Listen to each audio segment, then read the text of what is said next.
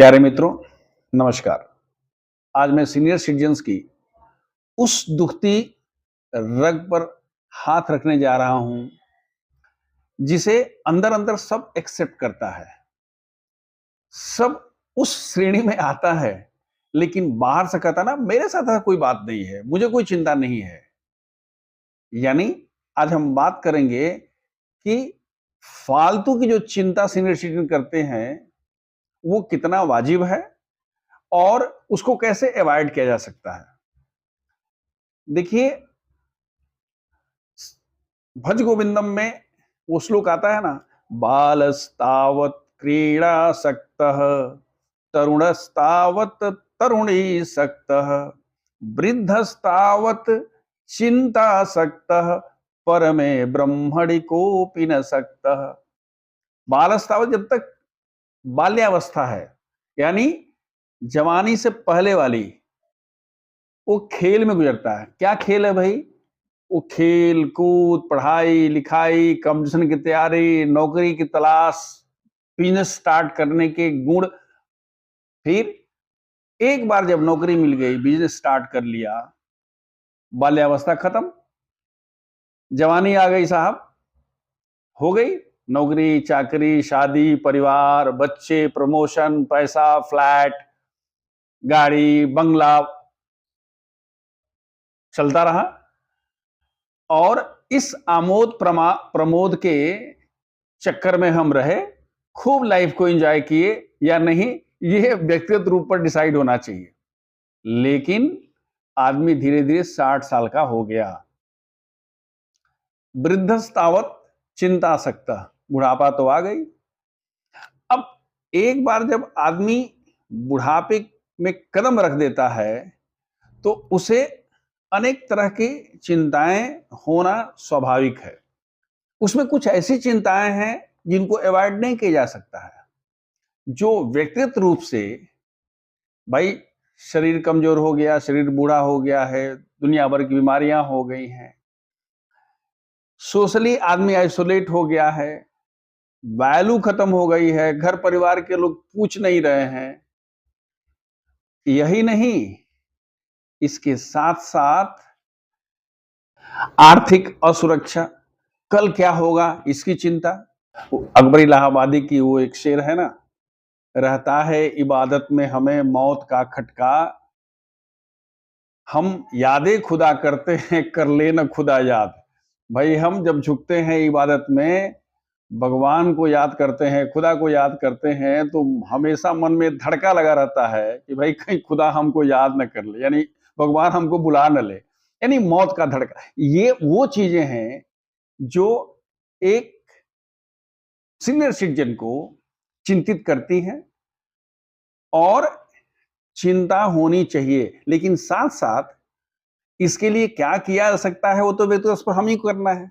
भाई शरीर का ध्यान रखना है, दवाई खाना है, अपनी वैल्यू बढ़ानी है, अपनी वैलिडिटी को ठीक से देखना है कि समाज परिवार हमारी वैलिडिटी बिल्कुल जीरो ना कर दे, और ईश्वर से कनेक्ट रहना है। ये कुछ ऐसी चीजें हैं जो व्यक्तिगत स्तर पर होती हैं।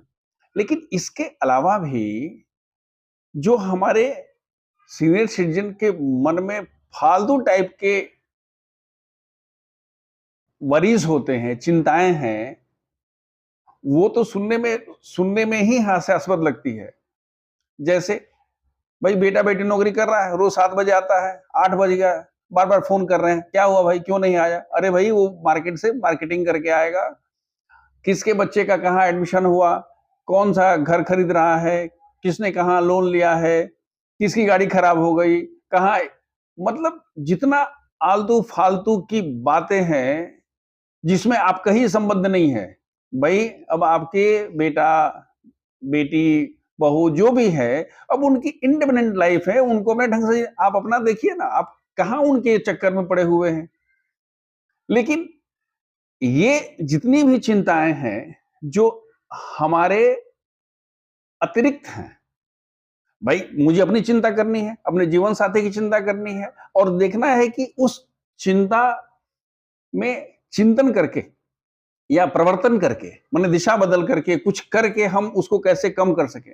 लेकिन ये आलतू फालतू की, इसके साथ साथ क्या, वो किस रिलेटिव के लड़के ने इंटरकास्ट कर लिया, कौन सी पार्टी आ रही है, वो चाइना और अमेरिका का टैरिफ वार करे। अरे साहब, इस चिंता में पड़ करके अपने जीवन के बहुमूल्य समय को क्यों बर्बाद कर रहे हैं?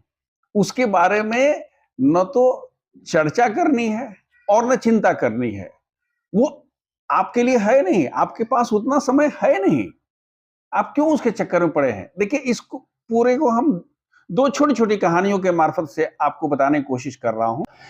एक सेठ जी मरणासन है, बस अब प्राण निकलने वाले हैं, उनके मुंह में गंगा जल और तुलसी दल वगैरह दिया जा रहा है, बछिया दान दी जा रही है ताकि बछिया का पूंछ पकड़ करके वो बैतरणी पार हो जाएंगे।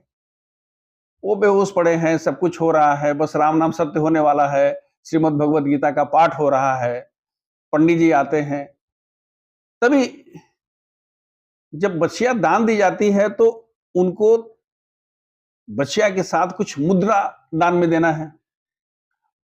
लोग देखता है किसी के पास चेंज पैसा नहीं है, उनकी जो छोटी बहू है कहती है अरे कोई बात नहीं है, वो नहीं है तो 500 रुपए का नोट पंडित जी को दे दीजिए। ये बात सेठ जी के कान में पड़ती है, वो तुरंत उछल करके बैठ जाते हैं और कहते हैं अरे मेरे ड्रायर में 1 रुपया 2 रुपए का सिक्का रखा हुआ हो, कहां तुम लोग 500 रुपया का दे रहे हो, इतना बच्चिया भी दे दिया और देगा, और कह करके फिर मरणासन हो जाते हैं। साहब, ये फालतू चिंता है। अपने आप को उस सिक्का वाला सेठ जी मत बनाइए। अब एक दूसरे को देखिए, गांव में रहते हैं, मस्त कलंदर जीवन है, बच्चे बाहर रहते हैं, उनके बच्चे जब भी आते हैं तो उनको पैसा देते हैं, उनके लिए कपड़े लाते हैं, कभी कोई सदरी लाता है, कोई चश्मा लाता है, कोई जूता लाता है। बच्चे उनको खूब प्यार करते हैं, खूब इज्जत देते हैं, कोई धोती देता है, कोई कुर्ता देता है। और जब बच्चे अगली बार आते हैं तो पता चलता है कि फिर वही पुरानी वो दर्जी से सिलाया हुआ गंजी और धोती पहन करके चप्पल से घूम रहा है। और पता चलता है कि जो बच्चों ने दिया है, उन्होंने कभी अपने हल चलाने वाले को, कभी नौकर को, कभी बाल काटने वाले को, कभी धोबी को, वो सब दे दिया। कभी बच्चों ने पूछ लिया कि साहब आपको देते हैं, आप दूसरों को दे देते हैं। वो बड़े प्यार से कहते हैं एक बार तुमने हमको दे दिया तो उस पर तुम्हारा अधिकार खत्म हो गया, उसको हम कैसे यूज करते हैं वो मेरी मर्जी। हमारी देने तक ही चिंता करो, उसके बाद तो चिंता करना तुम्हारा नहीं है, वो मेरा काम है। यानी ये मस्त कलंदर जीवन है।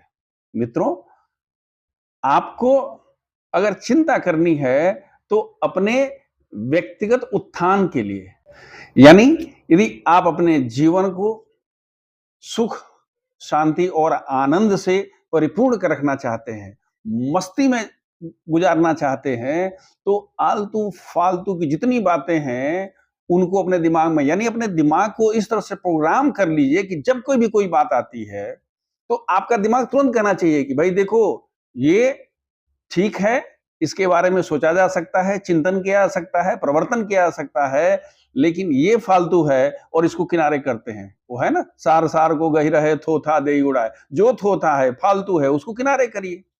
और ये आप ही कर सकते हैं, आप ही डिसाइड करेंगे कि क्या ठीक है और क्या बेकार है। और इसके लिए हम आपको 5 चीजें करने के लिए कोशिश कर रहा हूं, हो सकता है कि आप तक मैं पहुंच जाऊं। सबसे पहली बात यह है कि अपने आप को अधिकतम महत्व दीजिए। मैं, मेरा शरीर, मेरा सुख, मेरा आनंद, सब मैं दूसरों की कीमत पर नहीं कर रहा हूं। यानी अपनी भावनाओं का, अपनी इच्छाओं का गला मत घोंटिए। दूसरा, अपने जीवन साथी का भी उतना ही ध्यान रखिए। अपने घर परिवार के सुख शांति के लिए आपकी वजह से चीजें अच्छी होनी चाहिए, खुशी का माहौल होना चाहिए, न कि कहीं भी आपको किसी के दुख का या परेशानी का कारण नहीं बनना चाहिए। तीसरा है, कोशिश करिए कि आप अपने आप की वैल्यू एडिशन करते रहेंगे। आप कैसे करेंगे? आप कुछ करके, समाज सेवा करके, दान पुण्य करके, घर परिवार में करके, लेकिन अपनी पर्सनालिटी में वैल्यू एडिशन करते रहिए। और चौथी जो सबसे इंपॉर्टेंट है, वो ये है कि लाइफ में छोटे-छोटे ऐसे एक्सपीरियंसेस को क्रिएट करिए जो आपको आनंदित करे, आपके घर, परिवार, जीवन साथी, समाज, इर्द-गिर्द सभी लोगों को आनंद दे और उनके खुशी और आनंद में बढ़ोतरी करे। और 5वां सबसे इंपॉर्टेंट बात है, परमे ब्रह्मणि कोपि न सक्तः। परमे ब्रह्मणि मतलब क्या? परमात्मा से कनेक्टेड रहिए, उन्हें याद करिए, अपना समय उनके साथ गुजारिए। इसके लिए आप नाम जप कर सकते हैं, दर्शन कर सकते हैं, चीजों अच्छे ग्रंथों का वाचन कर सकते हैं, अध्ययन कर सकते हैं, अच्छी-अच्छी बातें सुन सकते हैं। तात्पर्य ये कि अब ये समय फालतू चीजों से हटाइए, फालतू चीजों को किनारे करिए, अपने जीवन को एक ऐसा खुशबूदार वृक्ष बनाइए जिसके छांव तले लोग आए तो अलग तरह की अनुभूति करे, छांव भी ले, फल भी खाए और उसकी खुशबू से आह, ये वाली फीलिंग आ जाए, आहा वाली फीलिंग आ जाए। और ये आप कर सकते हैं, सिर्फ अपने दिमाग को प्रोग्राम करना है, फिर देर किस बात का है।